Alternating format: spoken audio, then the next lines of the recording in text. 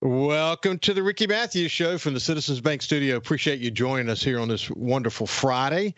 And it is Friday, so this is the day we'll have Jeff Duncan from NOLA.com and the Times-Picayune. And in the second half of the show, JT Mitchell from SuperTalk Mississippi News is going to be joining us. I think JT's actually planning to join us from this point forward weekly after our conversation with Jeff Duncan. So I'm excited about that. JT's a terrific news director and someone I enjoy, touching base with. So without any further ado, let's move over to my friend Jeff Duncan. And first of all, just say, how you doing, my friend? Oh, Ricky, man, it can't be any better right now. Living in the Gulf Coast, the weather's beautiful. We got lots of stuff on the social calendar coming up. It's a great time to be alive and well in the Gulf Coast. You can't help but love spring because you get a few warm days mixed in with some cool air. And then on top of that, all the flowers are starting to bloom. It's a great place to be in the South in the springtime, isn't it? Yeah, look, I spend some time over at Ottoman Park near my house in uptown New Orleans. And, I was out the other day and I saw a bald eagle in the park. I'm seeing like red-tailed hawks, all these we're in the fly zone a little bit. So you're seeing a lot of waterfowl making their way back up north. It's just an awesome time to be outside and enjoy it because we all know it's not going to last long, right? We're going to be in the sweaty summer soon. It's not going to last long. Look, speaking of bald eagle, I told this to a guest for a show that's going to play next week, but I was on the phone yesterday morning, shortly after the sun came up, and I was, just catching up with a friend, and I looked out. And we usually have two geese come every year, same time every year. I don't know if it's the same geese, but I guess it is because they tend to mate for life and they come back to the same spot every year. But this year they had three of them. And I looked out and I could see the two geese, but then I saw another one just flailing in the water. Well, to make a very long story short, I ended my conversation, grabbed my binoculars, went out on the pool deck. And what it was is a bald eagle had taken the third goose. Wow. And he was holding it underneath the water to drown it. And I got a video of it, man. And then eventually kind of I thought he was hung up on something. It looked like maybe he went to dive for something. The water was super low on the flats because of the north wind. And he drug it over. And then I got another video of him plucking the feathers. The feathers are just, flying in the wind. And then he sat there and ate that thing for well over an hour.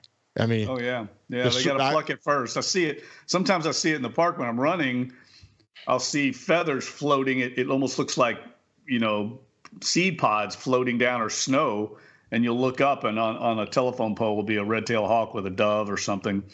Right. But it takes you off guard a little bit when you see it at first. Well, and my wife said, "Oh man, that's so cruel." I love my three geese, and I said, well, you can love your two geese now, but I'm afraid since this bald eagle got a taste of one of them, he might be coming back for another one, man. That was hard to watch, but again, it's the circle of life, the way it works. But man, those bald eagles are so majestic, and he had his wings spread out, just flapping on the water, holding this thing down. I can't imagine the power. I mean, that poor goose didn't have a chance in heck to come out of that alive. That's for sure. Listen, we'll talk about the Pelicans in the second part of our visit today, but you worried last week they wouldn't be able to close the deal in the stretch, even though, they've really shown that they've got it, but they've had 3 games in a row where they've lost it. But anyway, we'll come back to that in a second. You guys on the Saints inside of the crew from NOLA.com and the Times-Picayune been coming together pretty regularly doing your videos. And you've been, this is the conversation today, the mock draft. What's the Saints going to do? A lot of focus on the offensive line, the potential of maybe getting a really fine tight end. Might they draft a running back? What's your current thinking about where the Saints are and what will happen? Well, traditionally, Ricky, they've tried to, and I know this is boring to a lot of viewers and listeners. They've tried to just take the best player available. They've often been drafting near the bottom of the first round because they've been successful, and they've been forced to kind of wait and see what happens ahead of them. And and just take the best player on the board. That's how they like to operate. They don't like to reach for a position of need. But I think things are different this year. I mean, the roster is in much greater need, I think, at certain positions. And I think, the health status of Ryan Ramczyk at right tackle, that question mark has really, I think, exacerbated the need for a tackle. I can't remember the team having this pressing a need going into the draft. Now, they may and probably do have some free agent deals in the works. There's a lot of reasons to not sign veteran players before the draft. There's some salary cap advantages to waiting. So they could have some handshake agreements with some veterans out there that we don't know about right now that might be addressing tackle or some of these other positions. But as we know it right now, I think tackle is 1A and 1B on their needs list. Yeah, they've done a pretty good job managing the cap. You never worried much about that. You figured they would. They've got a little bit of room to play with. You don't expect them to do anything big, but they could create some real opportunities for themselves on some of these available free agents, couldn't they? Yeah, and we have a roundtable discussion that's going to run this weekend on NOLA.com and in the Times-Picayune, and we talk about that. And I just think at this point, Ricky, I mean, we're past the second phase of free agency. We're kind of in the third phase, and at this point, you're looking at role players and players maybe with some upside, but are real rolls of the dice for different reasons, whether it's age or health. So I don't think anybody's going to move the needle. Now, they might find a starting caliber player, but it's, you're not getting a top tier player at this point. So I think what you have is what you get right now on this roster. And, I think the last time I remember them having a need this pressing, it didn't turn out well. And if you remember, it was back in, I think, 2018. They were right in the middle of that great run where they were winning 13 games a year. They were close to winning another Super Bowl. And they traded up for Marcus Davenport because they really needed pass rush help. And they took a big swing, tried to hit a home run. He's got an immense potential, and it didn't work out. So sometimes you when you go for these needs, you can miss. And that's, I think, the one thing that works in their advantage this year. It's a very deep tackle class. There's a number of first-round graded tackles. So, and because of the quarterback situation around the league, so many teams are going to take quarterbacks up high. It really works to the Saints' advantage at number 14 that one of these tackles that they really like is going to drop to them, and they're not going to have to move around. They can kind of wait on one that they like. Hey, actually, the more I read and the more I pay attention to what could be available to the Saints at number 14, under this scenario, pick the best player, I don't care how it plays out. They're going to have a big decision to make because they're going to have some choices, aren't they, Jeff? They almost always do. And the way it works, for your listeners and viewers, I mean, everyone's on the first round is going to be graded, and they're going to have a grade, depending on where the player is graded on their board. They might have at number 14, when they get on the clock, they might have 3 or 4 players graded the exact same grade. In other words, this player projects to be a starting player in the NFL with the potential to be a Pro Bowler. Say that's the grade. And so you could have 3 or 4 players at different positions, but they're graded the same level player. So that's where the decision comes in, and that's where need often is filled. Because it's the same value player to you. You might as well take one at a position you need. Now, if that happens and you don't have a position of need, then you just take, the guy you think is best that could fit long-term into your roster. But it's very rarely do you get to your spot in the draft and have one player left at a higher grade than everybody else. Usually you have a decision to make at different positions. I was reading something the other day. I can't remember. It was one of the major outlets. And one of the points they were making is that at the end of the day, if you go back and look at the history of the draft, no one has mastered it. I mean, no one's actually great at it. I mean, they're going to win some, they're going to lose some. So the Saints experience is just about the same experience that other teams have had, although some have had better years than others. Like Saints, was it 2017? I'm trying to remember Yes. I mean, world-renowned great draft year. But those are few and far between, aren't they, Jeff? Yeah, and lately they've been missing kind of on their first round picks. Peyton Turner is yet to be really productive at defensive end. We know Trevor Penning's still a work in progress, hasn't really contributed much. So there is, I think, some pressing need to hit on this pick, and I think that could influence the Saints' pick. In other words, if there's a chance where you've got, say, 2 or 3 tackles at number 14, and one of them might have a higher ceiling, higher upside, more potential, but there's also some risk involved, and the other player, the floor, his floor is going to be high and has lower risk, they may err on the side of caution because they've swung and missed so much recently. Hey, when we come back on the other side, we'll continue our conversation about the Saints and where they go from here, and then we'll chat a little bit about the Pelicans. We'll be back with Jeff Duncan after this break.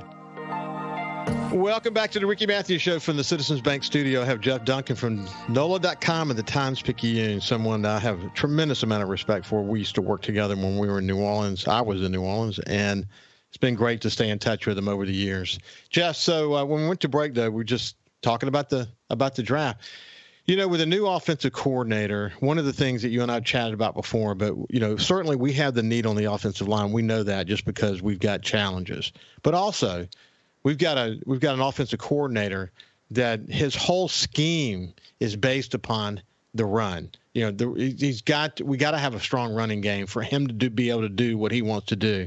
It means also that we really need a star tight end to make this work. So when you look at the offensive side of the ball with a new offensive coordinator, with the needs that we have, man, there's a lot of work to do between now and the start of the season, isn't there?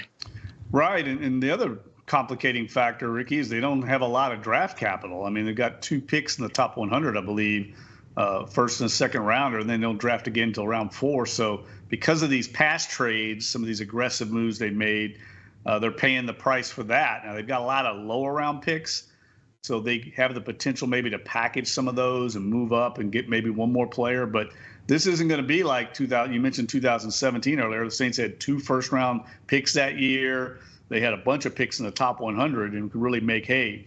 So they're going to have to get creative, I think. And this is why, I've heard some people say, and it's not, I think, ill-founded, of all years, this could be a year for the Saints to trade down because they could acquire another maybe second or third round pick in a year when they really kind of need some young starting caliber players as opposed to maybe trying to hit a home run on just one talent. So we'll see. I think Mickey Loomis and the Brain Trust out there are probably going through all those mechanizations right now, trying to figure out what's the best path to take on draft day. Hey, we wouldn't even have a second round pick if it had not been for the Sean Payton situation. I mean, yeah, it would be. They picked up that pick. Yeah, I think they really have a lot of different options. I know they always like to trade up. I don't see them trading up this year. I mean, there's really no value to it. They're at 14. They're right in the middle of the first round. And if you look at most of the draft analysis, there's about 19, 20 players, and this is typical, that are graded with first-round grades. There's very rarely 32 first-round graded players in any draft. So usually when you're at the bottom of the first round, you're picking a player that's going to be graded no higher than someone that's taken in the middle of the second round. That's just the way it is. So there's no reason for them to get out of that pick or to move up, I think, this year, because they're going to get a first-round talent. Yeah, well, that's really good. That's really good to hear. So when your roundtable comes together and your fellow columnists and reporters that cover the Saints, what's your thoughts about the defensive side of the field? Well, I think that's where they need the most help, other than offensive line. I mean, I think they could use. You could make an argument. This team could use a player at every position on defense. They need to get younger. They need to get more athletic. I tweeted out something last year that I wrote. I don't know if you remember this, but going out to the off-season, mini camps, OTAs in the spring, one of the things I noticed was the team speed on defense was a question mark. And I remember tweeting that out and writing that, and, of course, got besieged, as usual, on social media about it. But it played out. That's one of the reasons I think they struggled with mobile quarterbacks. They didn't have the team speed to cover the field sideline to sideline. I think Willie Gay helps address that. in free agency at the second level at linebacker, but I think they could add some speed at safety, certainly along the defensive line, especially along the defensive interior. They've got to get better at stopping the run. I know that's a position that Dennis Allen values. They don't really have a premier run stuffer inside. So I think that's another spot that they will address and will try to address, maybe very high in the draft. So we'll see what direction they go in. But when you start looking, these NFL executives, Ricky, they're not just looking to draft somebody for this year. When they're looking to draft, they're projecting the roster out 3-5 years down the road. So a safety, for instance, might not seem like a pressing need right now, but Tyrann Mathieu is not going to be playing forever. This might be his last year coming up. You could certainly make a case to draft a safety very high. Yeah, I definitely see that. Speaking of social media and blowback, did Michael Thomas send you I'm leaving New Orleans gift? No, didn't make that list. I'm still waiting for that one. We'll see. And what you hearing about him? Anyone pick him up? No, I mean, he's probably like a lot of the veteran guys waiting till after the draft. A lot of teams at this point are full focused on draft preparation. Yeah. And they're going to try to fill their needs what they can through the draft. And then what's left over, they'll address. If you remember, the Saints did this a couple of years ago when they signed Tyrann Mathieu and Jarvis Landry after the draft. And that's probably the path I think Michael Thomas will follow. But he's going to be very selective, I think. At this stage of his career, I think he's going to want to go to a winning situation and be at a team where he can get playing time and play a role with a good team. And I think that's going to take some time to sort itself out. Well, it'll be interesting to watch. Let's shift gears over and go over to the Pelicans for a second. As we discussed at the beginning of the show, 3 losses in a row. You were concerned about that. I think Zion left with a finger injury. I'd be curious to know if there's anything to that. But what you're thinking about where this team is right now? Well, I was at the game Wednesday night against Orlando, and it was really disappointing. I mean, they had to have that game. I think they're right in the thick of this wild Western Conference playoff run. And I think their playoff spot is pretty secure right now. But where they land, if they land in that top 6, which is certainly the goal to avoid the play-in tournament, that's up in the air right now because they've lost. I think this homestand now they're 1-4. This was a critical homestand, 6-game homestand. And I think the loss of Brandon Ingram's really hurt this team. I don't think it's a valid excuse, though, even though certainly they miss his scoring potential. You can see it. When teams are able to handle Zion Williamson like the Orlando Magic can one-on-one, they struggle to score in the half-court offense. And that's not going to go away in the playoffs. So they've got to figure that out. And at this stage of the season, it's kind of late to be figuring things out. So I think it's disappointing how this thing's played out. I don't see the sense of urgency out of this team. And the other thing that I really question is their mental toughness. I mean, when things go bad, this team tends to fold. And I think they've got to find an answer to that, whether that's this year or in the offseason. To me, it's something that's pretty perplexing right now. It's hard to watch. I mean, listen, this season's been generally a good season. I've been watching the highlights. We don't get it televised over here very often, but when we do, I watch them, and they can be so much fun to watch. They can be a great defense. They just so much going on. But then again, man, when they get behind, you just don't feel like they're going to be able to punch their way back. It's just, I guess that's the point you're making. There's a mental toughness. Something's missing that says we are doggedly determined to do whatever we got to do to win this game. The other thing is that different leaders emerge in different games. Is that unusual? Because usually you would think you'd have the same people emerging. Well, one of the criticisms, maybe not criticism, but observations a lot of NBA analysts make on the Pels is that they have a lot of like really good players, like a lot of B+ players, but no alpha, right? No just LeBron James, Luka. Just go down the list. There's nobody that's like uberly over the top elite. And that might be what you're referring to. I mean, at games you see a lot of looking around, and certainly Zion Williamson has that potential. But right now he's still, I think, a very flawed player in that he's really just a drive to the basket, get into the paint, and score at the rim player. He's not really evolved his game to have an outside shot, or at least not something he feels comfortable doing. So he's very easy to guard in some ways, and that you know what he's going to do. Now, sometimes that's easier said than done, but in the playoffs and when there's really more intense defense and more intense game planning, it's going to be harder. That's what Giannis Antetokounmpo had to overcome. A very similar type player, but he's 6'11". You know, when he gets in the paint, he's much better finisher right now than Zion. We saw that the other night. He struggles against teams like Orlando that have length in the paint. You know, it's interesting because when I was in New Orleans, I left there in 2016, but I remember we had a box.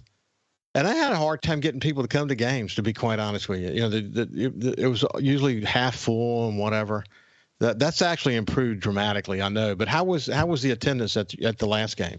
I thought it was pretty disappointing Wednesday night. I mean, I thought the upper bowl was pretty empty for a good opponent. I mean, Orlando was fourth in the Eastern Conference. Now they don't have a lot of marquee names right now, but they're a very good team. But in the middle of this playoff run, you thought there would be a better crowd. Now, the people that are there, the Pelicans have always had a very hardcore, enthusiastic fan base. Yeah. And they are loud and they're into it, but you got to give them something to get into. The best example of that was the game before against the Phoenix Suns, another team you're competing with for seeding in the Western Conference, and you come out and allow 46 points in the first quarter. I mean, there's got to be a greater sense of urgency in these games, and that's what I'm getting at mentally, I think, is the biggest challenge right now with this team. That 46 points was very disappointing, given that this is supposed to be a defensive team. So, listen, Justin, great to catch up with you. Go enjoy your spring. I will, and we'll talk next week, Ricky. I appreciate it. Okay, you bet. Hey, when we come back, we have J.T. Mitchell, news director from SuperTalk Mississippi News. We'll see you after this.